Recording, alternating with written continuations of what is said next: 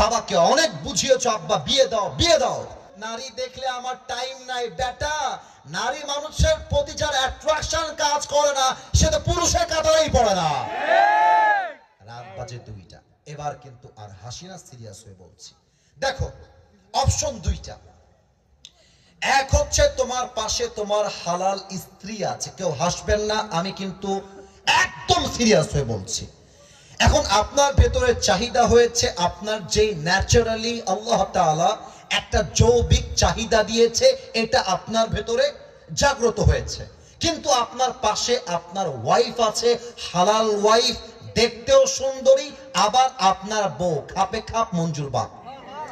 এখন আপনার যা করতে মনে চায়, আমার বউ এইটা আল্লাহ আমার জন্য হালাল করেছে, আমার আল্লাহ আমার জন্য বৈধ করেছে, আমি যা করব আমার কোনো গুনাহ হবে না। That is the rule of Islam. That is the number 1 point.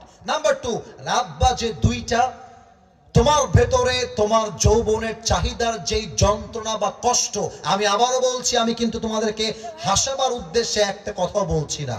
তখন তোমার মাঝে একটা ইচ্ছা জেগেছে, রাত বাজে 2টা, বাট তোমার রুমে তুমি একা, আব্বা তোমাকে বিয়ে দেয় নাই, মা আব্বা প্লিজ বিয়ে দাও, দেয় নাই।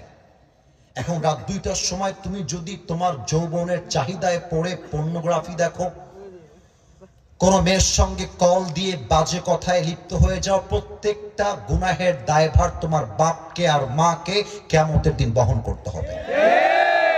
আপনি বিয়ে দিলেন না কেন? দিলেন না কেন? আচ্ছা, এখন আব্বার আমাকে বলবে, হুজুর আমার ছেলে তো কাজই করে না, এই বেটা খালি খায় আর ঘুমায়, ওর জীবনে কোনো উদ্দেশ্যই নাই। তাদেরকে বলবো, যুবক ভাইরা, নিজের পায়ে দাঁড়িয়ে যদি বিয়ে না করো, মেয়ে মানুষ বড্ড ডেঞ্জারাস, এমন ডেঞ্জারাস, যদি মেয়েরা বোঝে তুমি তার জন্য বেটার অপশন নও, অনেক মেয়ে তোমাকে ছাড়তে 2 পয়সা পরোয়া করবে না।